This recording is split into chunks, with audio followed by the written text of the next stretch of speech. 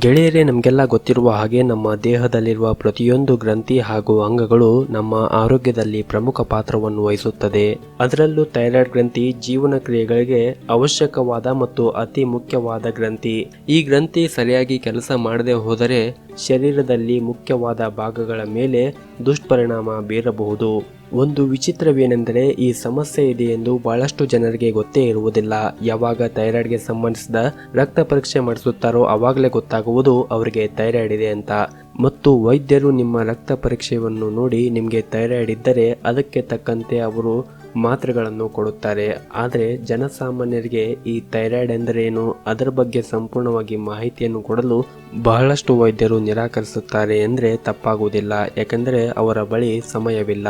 ಇವತ್ತಿನ ಈ ವಿಡಿಯೋದಲ್ಲಿ ಈ ಥೈರಾಯ್ಡ್ ಗ್ರಂಥಿಯ ಕಾರ್ಯವೇನು ಮತ್ತು ಈ ಸಮಸ್ಯೆ ನಮಗೆ ಹೇಗೆ ಬರುತ್ತದೆ ಮತ್ತು ಈ ಸಮಸ್ಯೆ ಬಂದರೆ ಯಾವ ರೀತಿಯ ಲಕ್ಷಣಗಳು ನಮಗೆ ಕಾಣಿಸುತ್ತವೆ ಎಂದು ಮಾಹಿತಿಯನ್ನು ಕೊಡುತ್ತೇವೆ. ನಿಮಗೆ ಇದೇ ರೀತಿಯ ಆರೋಗ್ಯದ ಮಾಹಿತಿ ಬೇಕಾಗಿದ್ದರೆ ನಮ್ಮ ಚಾನಲ್ ಅನ್ನು ಸಬ್ಸ್ಕ್ರೈಬ್ ಮಾಡಿಕೊಳ್ಳಿ. ಮೊದಲನೇದಾಗಿ ಥೈರಾಯ್ಡ್ ಎಂದರೇನು ಅಂತ ನೋಡುವುದಾದರೆ, ಥೈರಾಯ್ಡ್ ಗ್ರಂಥಿಯು ಕುತ್ತಿಗೆಯಲ್ಲಿ ಶ್ವಾಸನಾಳದ ಮುಂದೆ ಗಂಟಲಿನ ಕೆಳಗೆ ಇದೆ. ಈ ಗ್ರಂಥಿಯು ಥೈರಾಕ್ಸಿನ್ ಎಂಬ ಹಾರ್ಮೋನ್ ಅನ್ನು ಸ್ರವಿಸುತ್ತದೆ. ಇದು ಅಯೋಡಿನಿಂದ ಕೂಡಿದ್ದು ಅಮಿನೋ ಆಮ್ಲವಾಗಿದೆ. ಈ ಥೈರಾಕ್ಸಿನ್ ದೇಹದಲ್ಲಿ ನಡೆಯುವ ಚಯಾಪಚಯ ಕ್ರಿಯೆಯನ್ನು ವೇಗವಾಗಿ ಹೆಚ್ಚಿಸುತ್ತದೆ ಮತ್ತು ಆಹಾರ ಉಷ್ಣತೆಯ ಪ್ರಮಾಣವನ್ನು ನಿಯಂತ್ರಿಸುತ್ತದೆ. ಅದರಿಂದ ಸ್ವಾಭಾವಿಕವಾದ ದೇಹದ ಬೆಳವಣಿಗೆ ಮತ್ತು ಅಭಿವೃದ್ಧಿಗೆ ಈ ಹಾರ್ಮೋನ್ ಅವಶ್ಯಕವಾಗಿದೆ. ಇದು ವ್ಯಕ್ತಿಯ ಬೆಳವಣಿಗೆಯ ಮೇಲೆ ಪರೋಕ್ಷವಾಗಿ ಪ್ರಭಾವ ಬೀರುವುದರಿಂದ ಇದನ್ನು ವ್ಯಕ್ತಿತ್ವದ ಹಾರ್ಮೋನ್ ಎಂದು ಕೂಡ ಕರೆಯುತ್ತಾರೆ.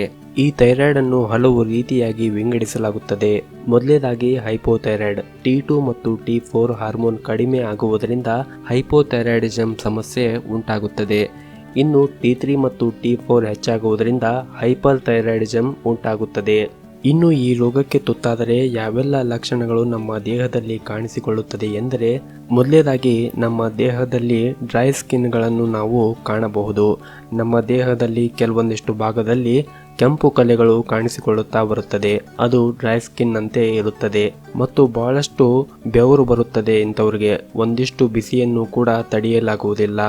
ಮೈ ಮೇಲೆ ತುಂಬಾ ಬೆವರು ಬರುತ್ತಾ ಇರುತ್ತದೆ ಮತ್ತು ನೀರಾದ ಭೇದಿ ಕೂಡ ಅವಾಗ ಆಗುತ್ತಾ ಇರುತ್ತದೆ ಮತ್ತು ಹಸಿವು ಹೆಚ್ಚಾಗಿ ಕಾಣಿಸಿಕೊಳ್ಳುವುದು. ಆದರೆ ಅವರಿಗೆ ಹೆಚ್ಚಾಗಿ ತಿಂದರೂ ಅವರ ತೂಕ ಕಡಿಮೆಯಾಗುತ್ತಾ ಬರುತ್ತದೆ. ನಾಡಿ ವೇಗದಲ್ಲಿ ಹೆಚ್ಚು ಕಡಿಮೆ ಆಗುತ್ತಾ ಇರುತ್ತದೆ. ಕೈ ಮತ್ತು ಕಾಲುಗಳು ನಡುಗುತ್ತಾ ಇರುತ್ತದೆ ಮತ್ತು ಕೋಪ ಕೂಡ ಜಾಸ್ತಿ ಬರುತ್ತಾ ಇರುತ್ತದೆ.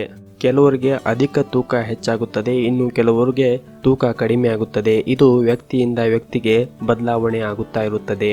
ಇನ್ನು ಕೆಲವರಿಗೆ ಇಡೀ ದಿನ ಸುಸ್ತು ಆವರಿಸುತ್ತಾ ಇರುತ್ತದೆ. ಹೌದು, ನೀವು ಏನೇ ಕೆಲಸ ಮಾಡಿ ಬಿಡಿ, ಆದರೆ ಇಡೀ ದಿನ ಸುಸ್ತು ಕಾಣುತ್ತಾ ಇರುತ್ತದೆ.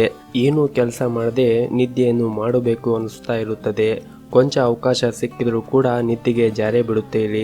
ಈ ರೀತಿ ನಿಮಗೆ ಯಾಕೆ ಆಗುತ್ತದೆ ಅಂದರೆ, ನಿಮ್ಮ ರಕ್ತದಲ್ಲಿರುವ ಹಾರ್ಮೋನ್ಗಳ ಪ್ರಮಾಣ ಕಡಿಮೆಯಾದರೆ ಜಡತ್ವ ಹೆಚ್ಚಾಗುತ್ತದೆ. ಇದಕ್ಕೆ ಉತ್ತಮ ಪರಿಹಾರವೇನೆಂದರೆ, ಅಗತ್ಯವಿದ್ರೂ ಮತ್ತು ಅಗತ್ಯವಿಲ್ಲದರೂ ಕೂಡ ನಿಮ್ಮ ಶರೀರವನ್ನು ಸುಮ್ಮನಿರಲು ಬಿಡಬೇಡಿ. ಏನಾದರೂ ಒಂದು ಚಟುವಟಿಕೆಯನ್ನು ಮಾಡುತ್ತಾ ಇರಿ. ಮತ್ತು ನಿಮಗೆ ಥೈರಾಯ್ಡ್ ಸಮಸ್ಯೆ ಇದೆ ಎಂದು ತಡವಾಗಿ ಗೊತ್ತಾದರೆ ನಿಮಗೆ ಸ್ಥೂಲಕಾಯದ ಜೊತೆಗೆ ಹೃದಯದ ರೋಗಗಳು ಮತ್ತು ಕೂದಲು ಉದುರುವುದು, ಲೈಂಗಿಕ ಸಮಸ್ಯೆಗಳು, ಬಂಜೆತನ ಕೂಡ ಉಂಟಾಗಬಹುದು. ಇಂತಹ ಲಕ್ಷಣಗಳು ಕಂಡು ಬಂದರೆ ಭಯಪಡಬೇಡಿ. ಒಬ್ಬ ಸೂಕ್ತ ವೈದ್ಯರನ್ನು ಸಂಪರ್ಕಿಸಿ ಚಿಕಿತ್ಸೆ ಪಡೆದರೆ ಥೈರಾಯ್ಡ್ ಅನ್ನು ನಿಯಂತ್ರಣದಲ್ಲಿ ಇಡಬಹುದು. ಮುಂದಿನ ವಿಡಿಯೋದಲ್ಲಿ ಥೈರಾಯ್ಡ್ ಬಂದರೆ ಯಾವೆಲ್ಲ ಆಹಾರಗಳು ಸೇವನೆ ಮಾಡಿದರೆ ಥೈರಾಯ್ಡ್ ಅನ್ನು ನಿಯಂತ್ರಣದಲ್ಲಿ ಇಟ್ಟುಕೊಳ್ಳಬಹುದೆಂದು ತಿಳಿಸಿಕೊಡುತ್ತೇವೆ. ಈ ವಿಡಿಯೋದಲ್ಲಿ ತಿಳಿಸಿರುವ ಮಾಹಿತಿ ನಿಮಗೆ ಇಷ್ಟವಾದರೆ ವಿಡಿಯೋನ ಲೈಕ್ ಮಾಡಿ ಹಾಗೂ ಶೇರ್ ಮಾಡಿ. ಇದೇ ರೀತಿ ಮತ್ತಷ್ಟು ಆರೋಗ್ಯದ ಸುದ್ದಿಗಳನ್ನು ತಿಳಿದುಕೊಳ್ಳಲು ನಮ್ಮ ಚಾನಲ್ ಅನ್ನು ಸಬ್ಸ್ಕ್ರೈಬ್ ಮಾಡಿಕೊಳ್ಳಿ. ಧನ್ಯವಾದಗಳು.